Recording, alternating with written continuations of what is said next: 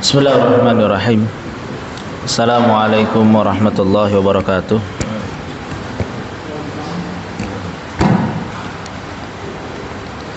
Alhamdulillah.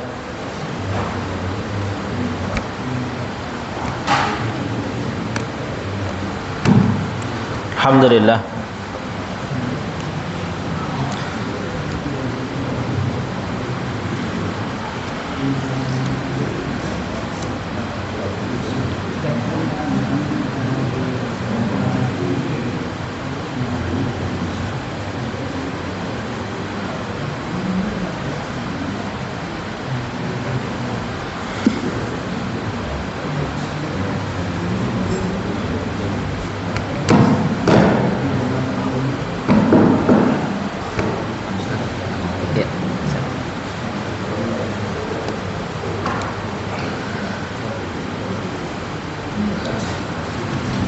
Bismillahirrahmanirrahim. Assalamualaikum warahmatullahi wabarakatuh.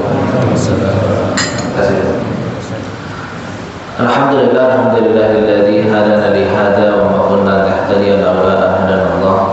Asyhadu an la ilaha illallah wahdahu la syarika lah wa asyhadu anna Muhammadan abduhu wa rasuluhu la nabiyya ba'dah. Allahumma shalli ala Muhammad wa ala ali Muhammad.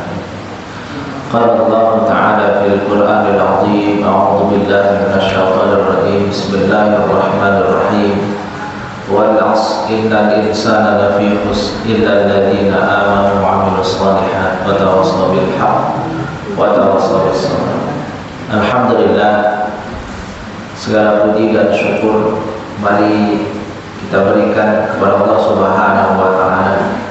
Rabb yang berikan kita kemudahan untuk bisa melangkahkan kaki di rumah Allah untuk melaksanakan kewajiban kita selaku hambanya, yaitu melaksanakan salat subuh.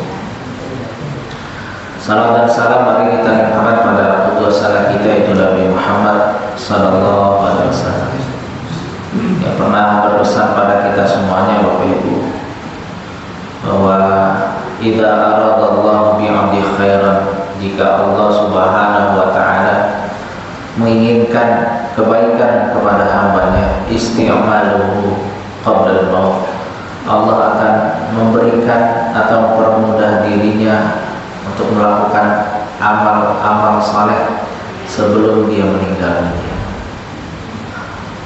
Seorang sahabat kemudian bertanya, bagaimana cara Allah mempekerjakan atau memudahkan? Maka Rasulullah mengatakan, yahdillahu, Allah kemudian memberikan hidayah kepada dia untuk sanggup melaksanakan amal-amal sebelum dia meninggal dunia, dan dia meninggal dunia dalam melaksanakan amal tersebut. Mudah-mudahan kita semuanya yang Allah hadirkan di pagi buta ini, mudah-mudahan Allah mewafatkan kita semua dalam kondisi baik dan husnul khatimah. Salawat dan salam mari kita limpahkan pada utusan kita, yaitu Nabi Muhammad SAW, pada keluarga, sahabat serta umatnya, yang mudah-mudahan kita termasuk umat beliau yang mendapatkan syafaatul uzma di hari akhir nanti. Bapak Ibu yang dimuliakan oleh Allah, mari kita lanjutkan pembahasan sirah nabawi kita. Sudah masuk buku kedua, dan seingat saya kita sudah selesai menuntaskan pembahasan terkait dengan pengkhianatan sumber raj'i, dan kita akan lanjutkan kepada pembahasan selanjutnya. Sebelum terjadi perang besar yang disebut dengan perang Ahzab, perang bagaimana Rasulullah menghadapi kumpulan orang-orang musyrik, Allah melatih Rasulullah dengan beberapa ma'rakah atau beberapa perang. Jadi nggak ujuk-ujuk tiba-tiba langsung umat Islam menghadapi perang yang besar sebelum Allah melatihnya dengan ujian-ujian yang kecil sifatnya. Yang tujuannya yang pertama agar Rasulullah dan para sahabatnya itu semakin yakin bahwa Islam pasti akan Allah menangkan. keyakinan ini juga harus ada di tengah-tengah kita. Kalau kita putus asa dengan rahmat Allah, maka ini berbahaya buat kita semua. Sehingga hidup seorang muslim itu harusnya selalu ada di kepala bahwa sesungguhnya fathul qarib, kemenangan dari Allah itu pasti dekat. Kemudian yang kedua, bahwa ujian yang Allah berikan berupa perang-perang kecil tadi itu sebagai bentuk tadriban, latihan taat terhadap pemimpin, latihan bersabar dengan kepapaan, latihan bersabar dengan keterbatasan. Wah, ini penting sekali. Ya, penting sekali. Yang ketiga, tentu saja menguji soliditas kaum muslimin. Ini penting, karena Rasulullah berdoa agar umatnya tidak dimusnahkan karena kelaparan, maka Allah kabulkan. Rasulullah berdoa agar umatnya itu tidak dimusnahkan karena peperangan menghadapi musuh, Allah kabulkan. Tapi saat Rasulullah berdoa agar umatnya tidak berpecah belah, Allah tidak kabulkan. Artinya ada potensi dari umat Islam yang akan berpecah belah di sana. Maka Allah menguji umat Islam, khususnya para sahabat di sirah ini, yang bisa kita ambil pelajarannya dari umat Islam itu saling. Nah, Bapak Ibu, fase antara perang Uhud dan perang Ahzab itu adalah beberapa perang. Satu, menghadapi pengkhianatan. Kedua, kita sudah bahas, ingat saya, terkait dengan pengkhianatan Yahudi Bani Nadir. Dan sekarang kita akan bahas terkait dengan perang Zatul Riqab. Terdengar kabar bahwa di utara Madinah itu kaum atau Bani Ghatafan sudah berkumpul untuk menyerang kaum muslimin. Mendengar berita tersebut, maka Rasulullah segera mengumpulkan sejumlah pasukan. Bayangkan ya, kita masih ingat perang Badar 2 Hijriah, perang Uhud 3 Hijriah, dan perang Zatul Riqab, penaklukan Bani Nadir, itu terjadi di tahun ke-4 Hijriah. Nanti di perang besarnya itu ada perang Ahzab di tahun ke-6 Hijriah. Jadi berapa kita bayangkan, Rasulullah itu setiap tahun itu bertempur. Makanya ada satu hadis yang mengatakan, rugilah kalian yang selalu mengikuti buntut hewan ternak. Rugilah kalian yang selalu menunggu buah-buah meranum di kebun.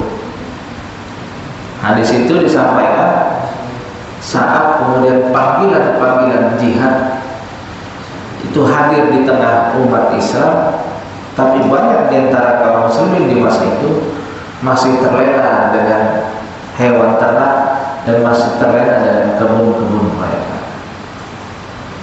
Padahal Allah sudah katakan, asa an takrahu syai'an fa huwa khairun lakum wa asa an tuhibbu syai'an fa huwa syarrun lakum. Boleh jadi yang kamu anggap benci di dalam pandangan, pikiran, perasaan, khairun lakum, itu lebih baik dibandingkan, lebih baik dari untuk kamu semua. Wa asa tuhibbu syai'an fa huwa syarrun lakum. Boleh jadi yang kamu anggap kamu senang, kamu anggap bahwa santai-santai sajalah kita, tapi itu syarrun lakum, berbahaya buat kalian. Makanya luar biasa Allah ingatkan, dan Rasulullah juga sampaikan kepada kaum muslimin. Nah, terdengar kabar dia bahwa di sana sudah bersiap. Maka Rasulullah mengumpulkan para sahabatnya. Maka terkumpullah sekitar 1.000 orang sahabat, kemudian berangkat ke daerah utara. Bapak Ibu, kalau kita bayangkan Jazirah Arab, maka daerah utara itu menuju ke Syam. Daerah selatannya itu di bawah berarti daerah Yaman. Ada barat, ada timurnya. Ke daerah barat itu ada Bahrain, ada Qatar di sana. Tapi kalau ke sini ke timurnya, maka di sana ada negara-negara Afrika yang harus menyeberang. Rasulullah berangkat, tapi pada saat itu cuaca sangat panas sekali. Saking panasnya, maka para sahabat merobek kain-kain yang mereka bawa untuk melapisi sandal mereka. Jadi kaki mereka itu dibungkus, Pak. Ada yang dengan kain, ada yang dibungkus dengan kulit kakinya. Karena apa? Karena panas dan teriknya kaki mereka itu sampai kepanasan. Makanya perang ini disebut dengan Dhatul Riqab. Itu mengikatkan kain-kain di kaki untuk menahan panas. Berjalan. Ternyata apa yang terjadi, Bapak Ibu semuanya, biasa Rasulullah kalau menyerang itu di subuh hari. Saat Rasulullah sergap masukan dari Bani Qatafan di kampungnya sendiri, mereka lari tunggang-langgang. Dan Rasulullah menunggu di sana, selama beberapa hari, khawatir ada serangan balik dari sana. Umat Islam pada saat itu mendapatkan banyak ghanimah. Ada seorang sahabat yang mendapatkan tawanan perang, berupa seorang istri dari musuhnya. Dan dari kejauhan itu musuhnya berteriak, saya akan balas kamu. Saya akan balas nanti. Maka setelah kondisinya sudah aman, Rasulullah kemudian berangkat pulang. Perjalanan antara Madinah ke lokasi Bani Qatafan itu 2 hari. Di perjalanan Rasulullah bermalam di sebuah kebun. Rasulullah katakan, ini musuh ini masih dendam sama kita. Tolong di malam hari ada yang berjaga-jaga, hirasa. Ini Bapak Ibu, sunnah yang luar biasa. Kalau kita di dalam safar dan dalam kondisi terbuka, maka kita disunahkan untuk menugaskan beberapa orang untuk berjaga-jaga. Tidak hanya dalam kondisi safar, tapi dalam kondisi kita tidak safar pun, seperti saat ini, maka disunahkan juga agar ada yang berjaga-jaga di malam hari. Nah, itu di komplek kita, itu biasa tuh, Pak. Para security tuh, Pak, yang menjaga. Nah, itu penting tuh, Pak, untuk kita muliakan mereka. Jangan dianggap sebelah mata. Rasulullah pernah berpesan pada kita semuanya, ada mata yang tidak dibakar oleh api. Yang pertama, kata Rasulullah, mata yang menangis karena takut pada Allah Subhanahu wa Ta'ala. Kemudian mata yang digunakan untuk membaca ayat-ayat Allah, itu tidak akan dibakar di api neraka nanti. Matanya saja tidak dibakar, pun demikian tubuhnya. Dan satu lagi kata Rasulullah, ada mata yang tidak dibakar, yaitu mata orang-orang yang berjaga di jalan Allah. Jadi kita muliakan, Pak. Penjaga-penjaga malam itu, Pak, mereka rela untuk tidak beristirahat saat kita sedang istirahat. Nah, itu luar biasa. Luar biasa. Berapa waktu yang lalu di sekolah saya Pak, itu terjadi demotivasi Pak ya, motivasinya menurun. Jadi di sekolah saya itu ada dari mulai sekolah balita Pak, bayi 8 bulan itu boleh disekolahkan di sana dia, sampai kemudian TK levelnya, SD, SMP, SMA. Dan di saat itu yang guru-gurunya itu mengalami demotivasi, motivasi menurun, karena mereka menganggap bahwa pekerjaan ini menjadi guru buat balita itu bukan pekerjaan yang mulia buat mereka. Saya sampaikan, saya mengisi di sana pelatihan, saya katakan bahwa luar biasa ini mulianya saat orang tua mereka bekerja mencari nafkah yang halal, kita membantunya seperti layaknya Rasulullah SAW saat kemudian masih kecil itu dititipkan kepada Halimah As-Sa'diyah. Waktunya bukan setahun 2 tahun, waktunya lama sekali saat Rasulullah itu dititipkan kepada Halimah. Sama dengan kita Pak, mari kita muliakan petugas-petugas security yang ada di sekeliling kita. Rasulullah kemudian menugaskan 2 orang untuk berjaga-jaga. Satu orang diminta oleh kawannya, kamu tidur duluan, saya yang jaga. Maka sahabat yang tadi sambil berjaga, dia ambil air wudhu kemudian sholat. Saat sholat tiba-tiba ada panah mengenai kakinya, tapi dia tidak memutuskan sholatnya, dia terus melanjutkan sholatnya. Kemudian panah yang lain lagi mengenai punggungnya, dia tidak boleh memutuskan sholatnya, dia terus melanjutkan sholatnya. Sampai kemudian panah ketiga, dia melakukan salam, assalamualaikum, salam, dia segera memegang temannya. Maka diberitahukan bahwa ada serangan dari musuh. Oh, semuanya langsung bergegas. Rasulullah bertanya, wahai sahabatku, kenapa engkau tidak memutuskan sholatmu? Maka sahabatnya bertanya, menjawab, ya Rasulullah, aku malu di saat aku sholat, aku kemudian memutuskan komunikasiku dengan kamu. Ya Rasulullah, aku malu, aku sedang baca Quran terus aku selesaikan. Aku malu, maka aku lanjutkan saja. Rasulullah salut dengan sahabat ini dan mendoakan banyak kebaikan. Nah ini mulianya para sahabat. Levelnya mungkin beda dengan kita Pak. Kalau kita ditipu orang langsung balik kanan, itu pun boleh, tidak jadi masalah. Tapi kalau para sahabat terus melanjutkan, dan itu juga diperbolehkan. Beda level gitu Pak. Beda level. Maka Rasulullah terus melanjutkan perjalanannya untuk pulang. Di tengah-tengah perjalanan, Rasulullah minta para sahabatnya untuk beristirahat. Istirahat dulu. Rasulullah berpisah dari kerumunan para sahabatnya, istirahat sambil bersandar di sebuah pohon. Saat bersandar di sebuah pohon, tiba-tiba ada orang yang mengambil pedang Rasulullah, kemudian mengacungkan di leher Rasulullah.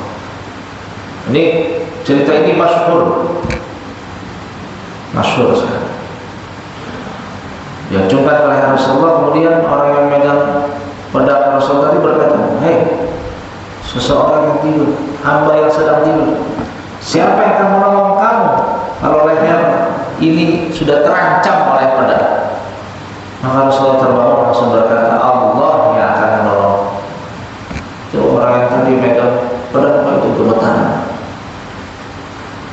pedangnya jatuh, langsung berkata, siapa kau? Orang yang spesial ini, aku adalah Muhammad Rasulullah.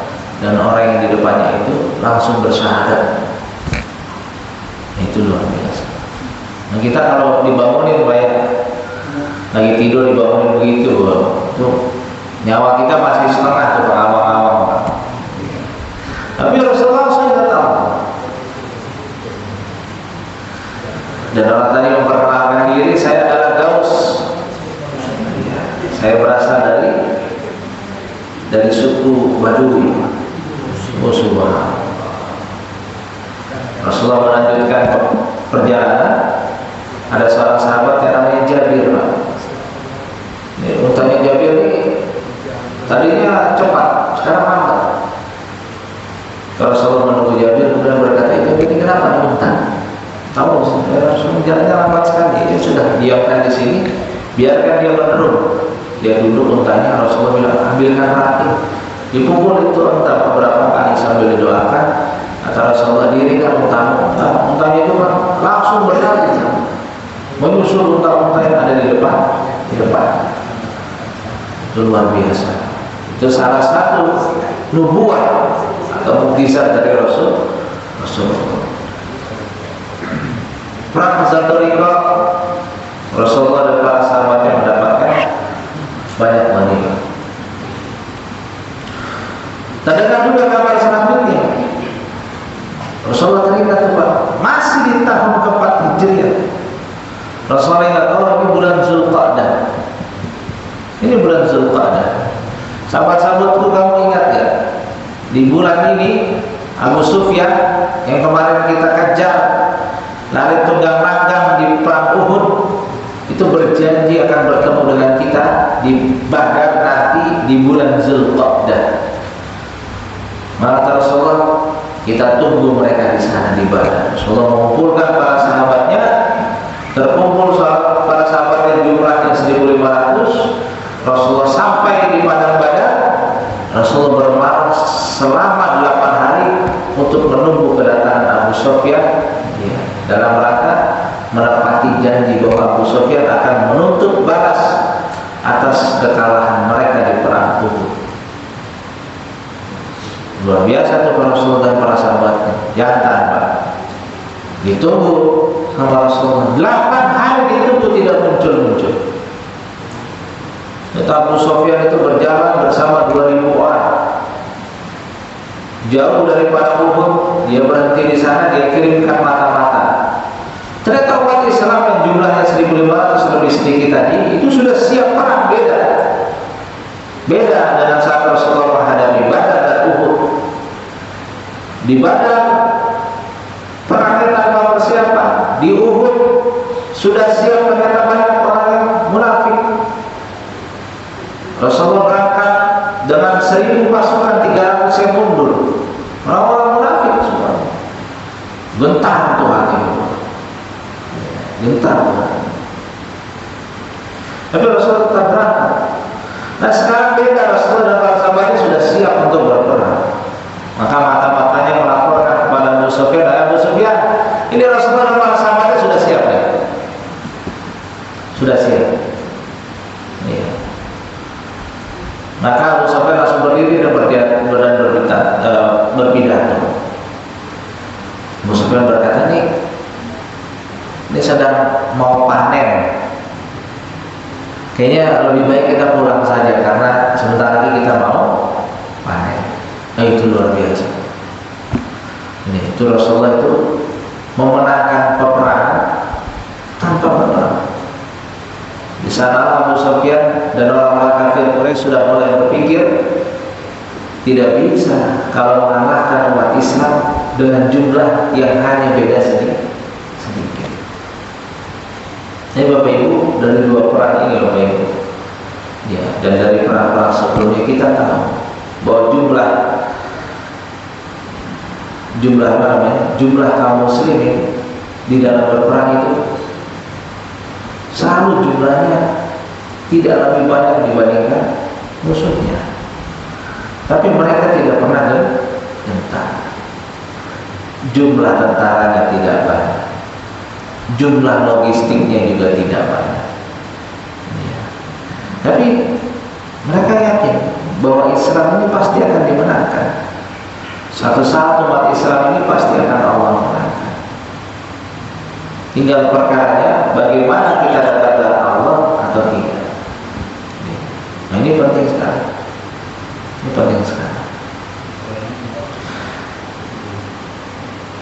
Terdengar kabar Pak, Rasulullah pulang dari Badar. daerah yang namanya Daumatul Jandal pada sana, di perbatasan Syam, itu muncul gerakan lagi. Di perbatasan Syam itu ada kaum-kaum yang apa? Yang mereka beragama Nasrani. Peristiwa Daumatul Jandal ini menjadi awal peristiwa bagaimana umat Islam itu bergesekan langsung dengan orang Nasrani. Nanti berapa tahun yang akan datang setelah penaklukan Khaybar, ada perang besar yang namanya perang Mu'tah. Muncul sosok pahlawan yang luar biasa, Saifullah Khalid bin Walid. Khalid bin Walid. Umat Islam yang jumlahnya tidak banyak pada saat itu, jumlahnya 30.000, ada yang mengatakan jumlahnya itu 3.000, menghadapi 60 kali lipat pasukan musuh di perang Mu'tah, di perbatasan antara Jazirah Arab dengan perbatasan Syam. Perang ini diawali dengan perang Daumatul Jandal. Bapak Ibu, Rasulullah mendengar di sana suku-suku di sana yang ada di perbatasan Syam itu selalu mengganggu kabilah-kabilah dagang. Jadi embargo itu Pak, tidak boleh ada perdagangan. Bapak Ibu, perang di Palestina, saudara-saudara kita di sana masih berjihad. Berita-berita sudah mulai surut, kalah dengan berita pemilu. Di sini kita pemilu tidak ada kaitan dengan nyawa dan agama kita. Tapi kalau di sana itu ada kaitan dengan nyawa dan agama. Di porsinya Pak, jangan sampai porsi pemilu mengalahkan porsi perhatian kita terhadap saudara-saudara kita di Palestina. Tujuannya Israel dan sekutunya cuma satu, membunuh semuanya dan mengusir orang-orang yang ada di Gaza, Palestina. Kalau yang seperti itu Pak, yang secuil itu nanti diusir semuanya, selesai. Selesai nanti. Kalau semuanya banyak yang mengungsi dan mengatakan setelah kami mengungsi kami akan kembali lagi, itu jarang ada yang seperti itu. Maka mereka lebih baik mempertahankan negeri. Nah, ini penting sekali Pak. Dan jumlah mereka sedikit. Di perang Mu'tah jumlah kaum muslimin hanya 3.000 Pak. Tapi melawan hampir 200.000 pasukan Romawi dan pasukan gabungan dari suku Ghatafan yang dihadapi oleh Rasulullah di Daumatul Jandal. Jaraknya jauh Pak, antara Madinah ke Daumatul Jandal itu sekitar 400 kilo. Rasulullah berjalan selama 12 hari. Jalan 12 hari. Jalan 12 hari. Saya tuh pernah Pak ya, jalan dari Bogor ke daerah ke Jakarta. Itu startnya jam 8 malam. Itu finishnya yang harusnya jam 6 pagi Pak. Itu udah gak kuat itu Pak. Menghadapi kantuk segala, itu sampai tidur-tidur di jalan itu. Sampai tidur di jalan. Itu Bogor Jakarta tuh Pak.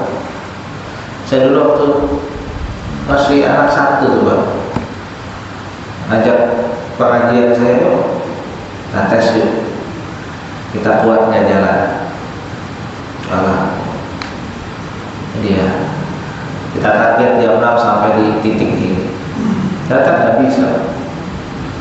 Belum Sampai titik itu saya sudah nyetor taksi, Pak. Saya harus udah nyetor taksi, Pak. Udah. Ketiduran di taksi dibawa putar-putar lagi panjang. Suai benar dah itu. Saya bilang, Pak, ini dekat lagi, Pak, jadi jauh. Dia argonya panjang banget itu. Kita udah tahu lah. Iya. Jadi jalan ini Rasulullah berjalan selama 12 hari, Pak. Dan ini ujian perang paling jauh dari para sahabat. Jadi perang Mu'tah. Perang Mu'tah itu jadi perang yang paling jauh lagi kedua. Yang dikatakan oleh para ulama di sini umat Islam bertemu dengan orang-orang asing, Pak. Dan nanti di zaman Abu Bakar mereka lebih sering bertemu dengan orang asing, orang Persia, orang Mesir, segala macam. Lawannya bukan skupnya, bukan skup nasional lagi, lawannya sudah internasional. Yang di Gaza tuh, Pak, yang ikut perang banyak. Ada orang Ukraina, ada orang Amerika di sana, orang Inggris, luar biasa. Macam-macam itu orang di sana, Pak, kumpul. Ada yang jadi tentara bayaran, ada yang memang diutus sama negaranya secara sembunyi-sembunyi. Nah, tapi saudara-saudara kita, nah, tugas kita, Pak, di Domatul Jadal ini, para sahabat yang berdagang kasar diusir, Pak. Kita makanya, Pak, boikot yang kita lakukan itu sangat efektif. Iya, sangat efektif. Mahatma Gandhi, Pak, ya, salah satu pejuang kemerdekaan India. Apa yang dia lakukan? Dia perlawanan lembut, Pak. Jangan dilawan dengan fisik, kita kalah. Boikot, katanya. Boikot itu, Pak. Jatuh itu Inggris tuh, Pak, ekonominya buat jajah itu, Pak. Dia boikot. Pada puasa itu, Pak, orang-orang. Pakai bajunya putih-putih semua, santai saja sudah. Gak usah beli pakaian dari mereka, segala macam. Bangkrut itu, Pak. Bangkrut. Itu salah satu perjuangan dari Gandhi. Sama, Pak. Sama hari ini. Kalau kita melakukan boikot, ya Allah, luar biasa. Jadi kalau hari ini kita nggak kuat menghadapi boikot, apalagi kita menghadapi serangan yang lain lagi, makin nggak kuat lagi. Jadi itu, Pak. Kopi Starbucks yang ada, sebanyak kopi saset, Pak, banyak. Iya, cuma Starling, Pak. Cuma nggak makan ayam crispy aja banyak di pinggir jalan itu, Pak, saudara-saudara kita yang berjuang. Bapak Ibu, Rasulullah berjalan ke sana dan Rasulullah mengepung. Ternyata mereka berbicara kecil. Lari mereka lari tunggang langgang. Dan menariknya peperangan ini, Rasulullah meminta para sahabatnya tidur di siang hari, berjalan di malam hari. Jadi kalau sudah maghrib, balik jalan. Tujuannya apa? Agar pergerakan Rasulullah dan para sahabatnya itu tidak diketahui oleh musuh. Bayangkan, Pak, 12 hari berjalan, siangnya suruh tidur sampai sore, istirahat dulu. Malamnya mereka baru bergerak. Masya Allah, luar biasa, Pak. Pulang dari sana Rasulullah terdengar kabar. Ini bayangin, Pak, ini sudah 3 perang ya, Pak. Di 4 Hijriah sudah 3 perang. Terakhir di akhir-akhir antara 4 sampai 5 Hijriah itu Rasulullah mendengar Bani Mustaliqah yang ada atau tinggal di antara Madinah dan Mekah itu menantang para sahabat dan Rasulullah untuk berperang. Mereka sudah mengumpulkan pasukan, diserang oleh Rasulullah secara diam-diam. Rasulullah dan para sahabatnya berhasil membunuh pemimpin-pemimpinnya. Rasulullah mendapatkan banyak tawanan saat menghadapi Bani Mustaliqah. Salah satu tawanan yang kemudian akhirnya dinikahi oleh Rasulullah untuk menjadi istri. Jadi ada satu tokoh dari Bani Mustaliqah, dia punya anak, ditawan oleh para sahabatnya. Rasulullah kemudian menghampiri wanita tadi, kamu mau dibebaskan? jadi tawanan. Kamu mau yang lebih baik daripada itu selain dibebaskan apa? Kamu mau nikah dengan saya, kata Rasulullah. Maka wanita tadi berkata, saya mau. Maka Rasulullah menikahinya. Setelah wanita tadi bersah, itu cerdasnya Rasulullah. Akhirnya Rasulullah nikahi. Pada saat itu di Bani Mustaliqah, perang Bani Mustaliqah itu Rasulullah sedang bawa Aisyah. Rasulullah setiap perang itu mengundi siapa kemudian istrinya akan menemaninya. Pada saat itu yang berangkat Aisyah, dan Aisyah dia Rasulullah menikahi wanita dari Bani Mustaliqah yang namanya istri Rasulullah yang selanjutnya namanya Juwairiyah. Cantik dia. Dan keluarga dari Juwairiyah itu terpecah-pecah. Ada yang ditawar oleh ini. Setelah Rasulullah nikahi, maka para sahabat berkata, bagaimana mungkin kita menawar keluarga dari istri Rasulullah? Bebaskan semuanya. Dibebaskan semuanya. Maka dikatakan oleh para sahabat, ini pernikahan yang paling berkah. Setelah Rasulullah nikahi Juwairiyah, saudara-saudaranya yang bebas menjadi tawanan, mereka bersahadat. Itu satu suku Pak, akhirnya bersahadat semua. Jadi kalau ada orang melihat bahwa Rasulullah menikahi istri-istrinya dikarenakan nafsu, itu nanti dulu Pak. Di setiap pernikahan memang harus ada madu yang diambil dan dicicipi. Itu namanya sudah menikah. Ya. Kan kalau di fikihnya nanti mau Pak, kalau ada pembahasan fikih di sini tanya Pak. Kalau ada seseorang dia menikah tapi bercerai sebelum diambil madunya, itu dua-duanya masih dianggap belum menikah, walaupun sudah pernah menjadi akad. Ya. Jadi begitu.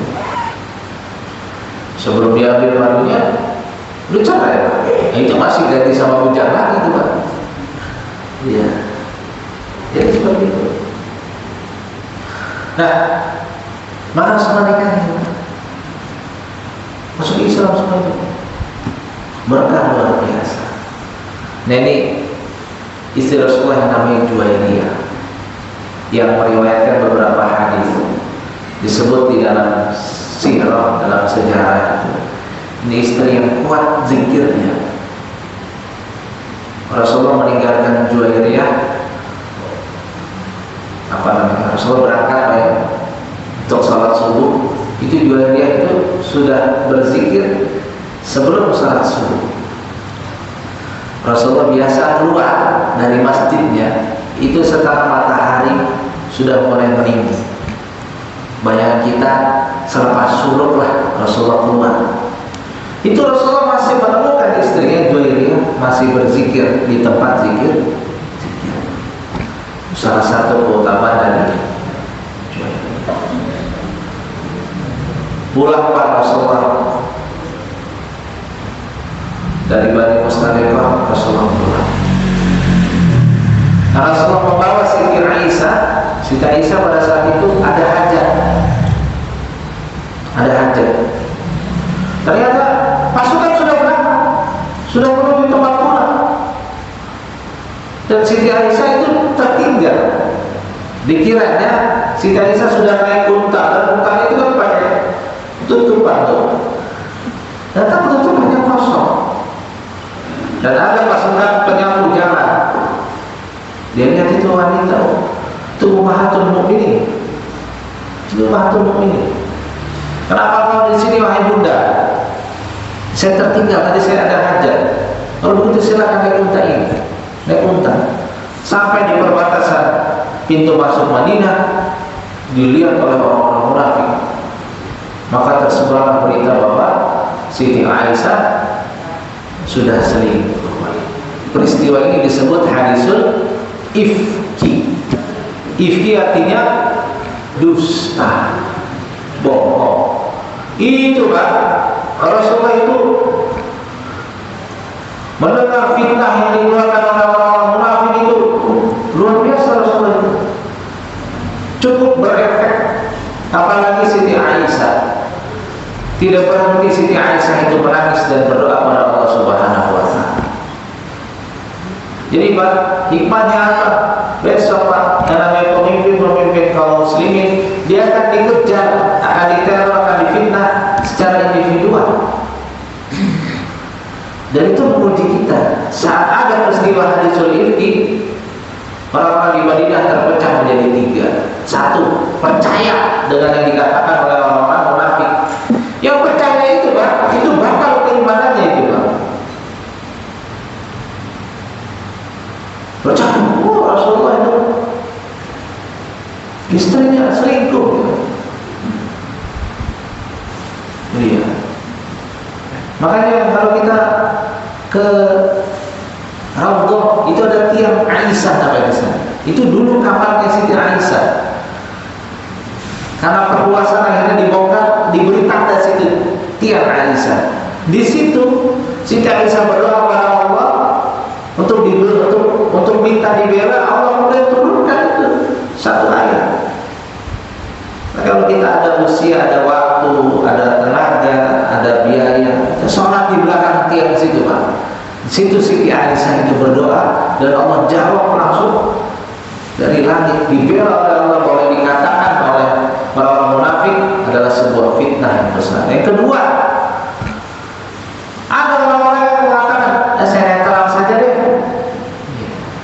Saya nggak bilang itu benar, saya nggak bilang itu salah.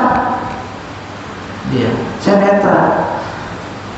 Jadi Pak netral ini memberikan kekuatan pada orang-orang munafik sebenarnya. Nah, kayak kemarin gitu, udah peristiwa masalah penyerangan di Gaza, udah jelas-jelas itu Pak. Tiap hari kita dikasih tontonan itu Pak, 200, 300, 500 orang dibantai segala macam. Terus orang bilang, saya netral aja deh. Itu sama aja memberikan tenaga ke sana dan melemahkan umat Islam. Saya netral aja deh. Lalu pengungsi kita Rohingya disingkat habis segala macam, muslim. Terus kita bilang, saya netral aja deh. Itu gimana? Ya, mau pakai apa? Pakai konstitusi. Penjajahan di atas dunia harus dihapuskan itu. Terbantu tuh Pak. Mereka orang-orang yang muhajir hijrah Pak, karena keimanan Pak. Kalau bukan karena iman Pak, mereka nggak mau hijrah itu. Tapi karena keimanan Pak. Di sana sudah tidak bisa ibadah. Nah ini Bapak bayangkan, itu sama saja. Kalau kita belajar sirah, itu sama saja kita melihat Rasulullah dan para sahabatnya hijrah ke Madinah karena tidak diperbolehkan lagi untuk ibadah. Jadi jangan sampai kita bilang saya netral ya, jangan Pak. Ya, jangan Pak. Dibilang nanti kalau misalnya promosi itu pada di sini bertahun-tahun akhirnya puasa di sini sama seperti Israel. Beda kalau orang Islam beda Pak. Orang Muslim beda. Di Indonesia luasnya kayak apa Pak? Saya kemarin ke Lebak seminggu Pak. Itu tanah Pak, ampun-ampunan Pak, nggak ada yang nempatin Pak. Saya ketemu sama ibu kepala desanya. Pak Heru mau beli tanah nggak? Abang ada di mana, Bu Lurah? Saya bilang, Bu Kades. Sebelah sana Pak. Berapa meter? Enggak jual meteran, bukitan. Itu Indonesia Pak. Itu tanahnya masih ampun-ampunan. Kita aja di sini yang nyari tanah susah Pak. Karena orang kumpul semua di sini, gitu kan Pak? Iya. Nyari kuburan aja susah di sini Pak. Di sana mau dikubur di mana aja bisa. Saya tanya, Bu, emang kalau bukit itu ditinggal hitung aja Pak. Satu tumbak berapa harga satu tumbak? 20.000. 20.000 satu tumbak Pak. Tanah itu Pak. Satu tumbak 20.000. Coba. Itu ke bukit-bukit itu. Itu Pak, karena aja bukitnya udah ada isinya, udah pohon nangka, pohon durian segala macam. Dia. Coba lewang gitu Pak, hutan gitu Pak. Itu Indonesia tanahnya masih ampun-ampunan Pak. Gak keinjak semua sama kita. Kalau kita rumah kita yang sepotong itu aja Pak, gak keinjak semua sama kaki kita Pak. Yang di bawah meja kan gak keinjak Pak ya. Iya. Jadi begitu Pak. Yang ada diskusi menarik antara Abu Musa Al-Ansari dan istrinya. Istrinya ditanya oleh Abu Musa, bagaimana pendapatmu tentang hadis ini? Ayahku kata suamiku kita. Tidak mungkin orang sebaik itu, tidak mungkin keluarga sebaik itu melakukan hal tersebut. Maka Rasulullah itu Allah memuji dan Rasulullah memuji keluarga Abu Musa al-Ansari. Nanti orang-orang yang sudah netral, yang kemudian sudah berpihak ke sana menjelek-jelekan Rasulullah dan keluarganya, itu akhirnya bertobat pada Allah Subhanahu wa taala. Jadi hati-hati. Makanya seorang itu hati-hati dalam memfitnah, dalam berkomentar terhadap pimpinannya, pada guru-gurunya. Ini peristiwa menjelang perang Ahzab. Insyaallah di bulan yang akan datang akan bahas lagi terkait dengan peristiwa perang Ahzab. Rasulullah melawan Ahzab, Hizb, kelompok-kelompok dari musuh-musuh Islam. Itu saja yang bisa saya sampaikan. Mudah-mudahan jadi bahan diskusi yang hangat buat kita di pagi hari ini. Assalamualaikum warahmatullahi wabarakatuh. Alhamdulillah, kita sebagai umat Nabi Muhammad harus membangga kepada Nabi Muhammad karena beliau juga selain sebagai seorang nabi, membawa seorang Rasulullah, juga seorang komando militer, dan juga strategi dan sebagainya. Ini menjadi inspirasi teladan bagi kita dalam mengikuti kita dan juga anak-anak kita, agar jangan hanya menguasai ilmu agama saja, tapi juga bagaimana memperjuangkan agama dengan ilmu-ilmu yang ada di dunia, keterampilan skill. Masih ada waktu, kita sambil menunggu waktu syuruh. Silakan Bapak Ibu sekalian yang ingin bertanya. Salam. Waalaikumsalam.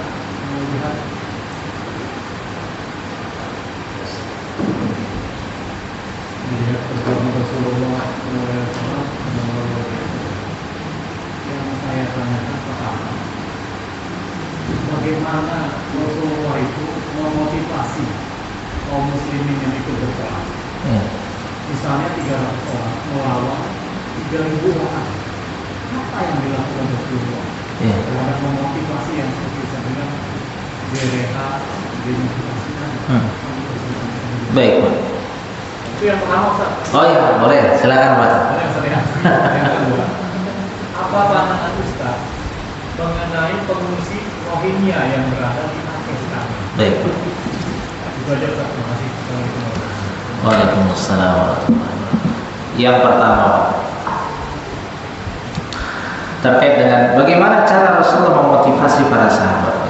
Ada petikan menarik dari seorang ulama, saya lupa, bahwa kalau kita dimotivasi surga, Pak, tidak tertarik, itu kita mau dimotivasi apa lagi, Pak? Mau pakai motivasi apa lagi? Ya. Orang yang berjihad itu, dia terkena tombak, terkena panah, terkena peluru segala macam, itu kematiannya bagaikan digigit nyamuk, Pak. Iya. Beda nanti dengan orang-orang yang meninggalnya di sarir, di tempat-tempat tidur itu, Pak. Iya. Itu luar biasa. Mereka akan dibangkitkan dengan segala macam kemuliaan para syuhada, Pak. Dengan darah yang masih menetes, mandi segala macam.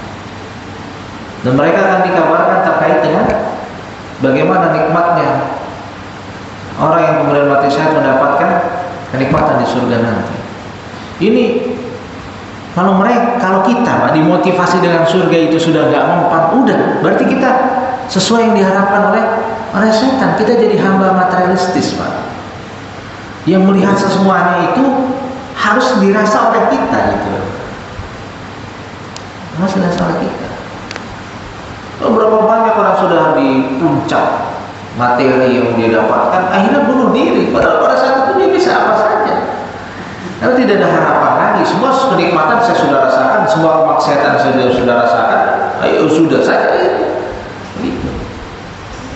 Makanya ini benar, Pak. Para sahabat itu levelnya udah bukan Islam lagi, benar-benar iman mereka. Jadi mereka lihat surga itu ada di depan mata. Nah ini sama dengan kita. Kita ngapain sih Pak jalan subuh-subuh, juga enakan juga tidur Pak. Jadi ya. Tapi ada, saya lihat tuh di YouTube itu artis-artis Hollywood yang mengolah badannya sama bangunnya dengan kita. Cuman itu untuk dunia Pak, kalau kita buat akhirat kita beda cara pandangnya kan. Ya, maka Rasulullah mengajarkan itu pada para sahabat yang mereka tidak temukan saat mereka masih dalam kondisi jahiliyah. Bayangkan Pak, seperti Bilal bin Rabah sahabat Nabi yang jadi budak, kayaknya sudah tidak ada harapan lagi hidup, sumber hidup pasti jadi budak. Ternyata mereka ketemu Islam, setelah hidup itu ada kehidupan yang kita harapkan yang lebih baik. Itu luar biasa. Ini yang tadi kata Pak Anjar tadi sampaikan, dia ini Rasulullah itu luar biasa, bukan mengajarkan hard skill tapi soft skill, karakter yang diajarkan. Yang kedua, bagaimana dengan kondisi pengusir Rohingya? Itu orang Muslim Pak, itu orang Muslim. Ya. Kalau mereka masih sujud tunduk pada Allah, itu masih lebih baik dibandingkan orang-orang yang bermaksiat. Itu penting. Mereka dibilang gak ada adab segala macam, sama kayak kita nanti di sini Pak, tinggal di kampung yang lain. Kita dianggap gak ada adab. Saya di Lebak Pak, itu gak sholat Pak di masjid karena saya nggak pakai peci Pak. Kata warga sana, sini Ustaz, Anda sholat pakai peci di sini sholatnya. Kalau saya sholat di sana jadi omongan Pak nggak pakai peci Pak. Saya dianggap nggak beradab. Saya hormati nggak Pak? Saya hormati Pak di sana. Oh iya, astagfirullah, lupa. Besoknya saya bawa peci sholat pakai peci. Kalaupun mereka dirasa tidak beradab dengan saudara-saudara kita yang ada di atas, itu babnya apa namanya panjang? Shock culture saja Pak. Dia bapak-bapak yang pernah ke Jepang tuh ya, saya sudah cerita Pak, bapak suka mengisi pengajian di Jepang. Itu orang Jepang itu Pak, masuk kamar mandi pakai kaos kaki Pak, karena mereka tuh jijik kalau ada air Pak. Orang Indonesia pada betah kayak begitu Pak, masuk kamar mandi pakai kaos kaki. Mereka lihat tempat wudhu tuh Pak yang baca becek kayak begitu segala macam, itu mereka nggak suka orang Jepang tuh, nggak suka. Nah itu kan masalah kebiasaan saja. Jadi pengusir Rohingya mereka Muslim Pak, mereka Muslim. Itu dihembuskan segala macam. Kita jangan terpancing dari itu, jangan terpancing dari itu. Jadi mereka saudara kita satu iman, iya satu iman. Nanti ada image segala macam, itu dibantu saudara kita, nggak dibantu sebelah sana, dibantu semuanya Pak. Ya. Nih kemarin saya dapat postingan, dapat kabar dari teman saya di daerah Ciranjang, Cianjur, di Cianjur Pak. Daerah Ciranjang itu pada daerah sterilisasi Pak, itu kena banjir Pak. Ini teman saya zaman kuliah ini Pak, dia didirikan terminal, habis tuh Pak.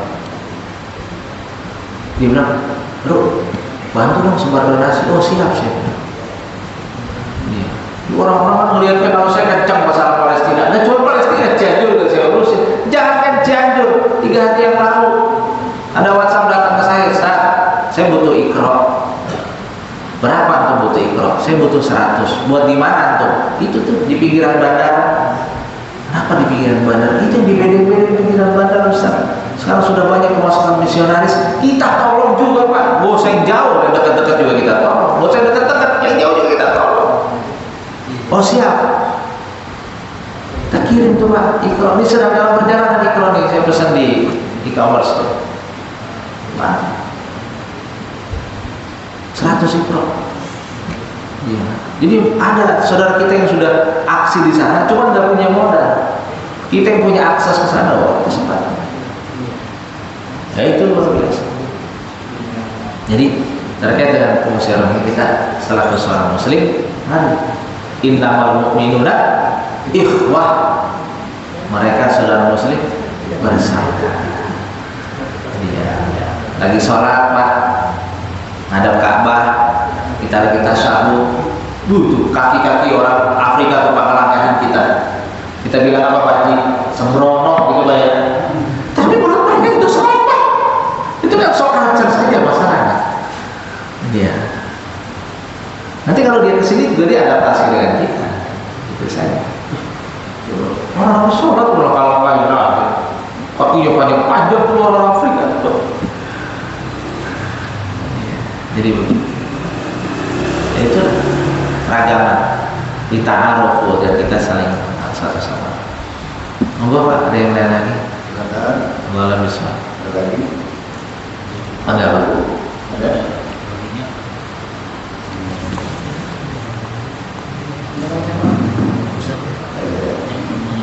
Oh, tadi sudah. Oh, sudah. Jadi jadi kalau kita melihat bagaimana dulu Islam berkembang, ketika Islam berkembang, menggunakan jahiliyah yang luar biasa, lalu ada manusia dari mulai ada kemajuan. Nah, kalau saya melihat dan kampung ini tidak pernah hanya sedikit yang mengikuti kita lihat di negara kita saya di jam terakhir ini ada seluruh utama 5 tahun belakangan itu begitu presiden itu dilantik dari awal aja sudah lihat bahwa dari pemimpinannya sudah merusak mulai agak mengacaukan para Islam. Merusak kita. Apa yang pertama saya dengar waktu itu, kita akan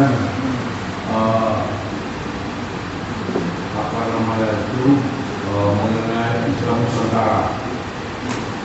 Kita akan galakkan. Iya. Padahal di Indonesia ini kan akidah keempat banyak yang lemah, seperti pendidikan, Iya. ada. Jadi negara bukan memperbaiki akidah orang Islam, Iya. tapi malah mengacaukan. Iya.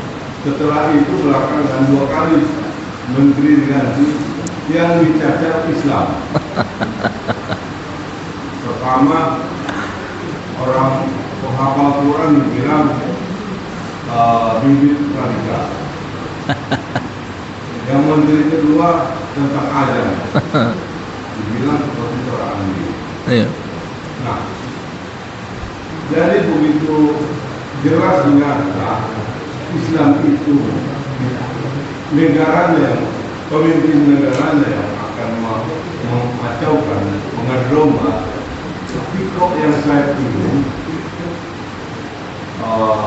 umat Islam itu kok semakin banyak belum sadar arah rezim sekarang ini. Nah, jadi saya contohkan dengan kehadiran Rasulullah tadi. Iya. Anies ini seperti kehadiran Rasul dulu. Nah, jadi Anies ini kepribadiannya hampir mendekati apa yang kita pernah sering dengar kepribadian Rasul. Orang yang santun, orang yang tidak pernah marah. Saya belum pernah saya lihat itu muka marah. Sampai dihina orang, jadi orang. Secara bertanya juga tanya jawab langsung. Pertanyaannya meyakinkan, tapi dia tetap senyum. Nah, yang saya lihat itu di situ bahkan di tokoh-tokoh agama seperti di masjid, khotbah belum pernah sedikit yang ada ini itu aja kita lihat. Tapi coba di masjid, khotbah mengharapkan umat untuk memilih pemimpin yang amanah, yang sudah jelas hasil kerjanya orangnya sidik, patronah. Tapi kok orang Islam sendiri nggak gencar untuk melakukan untuk mencari pemimpin negara kita yang bisa membuat Islam itu semakin kuat, apalagi keresahan itu segala semakin berkembang. Terima kasih. Waalaikumsalam warahmatullahi wabarakatuh. Baik Pak, kontestasi politik ini jangan membuat kita terpecah belah. Itu dulu pertama Pak ya. Iya. Beda pilihan biasa. Yang tidak boleh berpecah belah. Gara-gara beda pilihan kita udah kapok Pak. Jadi nggak mau ke masjid, gitu kan Pak ya. Imamnya jadi imam yang itu ada beda pilihan. Ini yang perlu diterangkan Pak. Dan yang kedua, Ibu yang dimuliakan oleh Allah, dakwah itu masih panjang Pak. Masih panjang. Setiap fase ke fase itu ada keunikan dari setiap, saya anggap keunikan ya dari setiap penguasa. 10 tahun sebelumnya Pak, itu jualannya itu teroris Pak. 10 tahun sekarang itu kita jarang ada berita teroris Pak. Tapi beritanya jadi radikal, gitu aja Pak. Cuma ganti saja. Cuma, iya ada keunikan tuh ya. Ada keunikan ya. Kalau kita bahas di sini bisa panjang lagi nanti segala macam. Tapi itu pandangan lemah saya gitu Pak. Pandangan lemah saya. Yang mudah-mudahan kita jangan patah arah, tetap berdakwah. Kita berdakwah kepada sesama Muslim dan juga yang non Muslim. Kita tunjukkan bahwa Islam itu memang benar-benar rahmatan lil alamin. Dia. Jadi Pak, kita tunjukkan ke yang non Muslim kalau mereka juga percaya dengan kita selaku orang Muslim. Dia. Jangan sampai kita memasarkan keyakinan kita dengan kemudian menghantam mereka itu luar biasa. Tapi yang perlu diingat Pak, bahwa founding father kita, pendiri negara kita itu Pak, sudah mencantumkan ketuhanan yang Maha Esa. Ini jarang dibahas, tapi kita sibuk membahas sila kedua sampai kelima. Sila pertamanya jarang dibahas secara jelas. Dianggapnya apa umat Islam udah ngerti, masih padahal enggak. PR kita masih banyak. Kapan-kapan kita bahas. Itu saja mungkin ya, panjang ya. Kembalikan pada panjang. Bapak sekalian, karena waktu juga sudah menunjukkan pukul jam 6 ya, maka kerja soal semangat dulu. Mungkin kita tutup dari ini hari juga sudah bisa memimpin doa.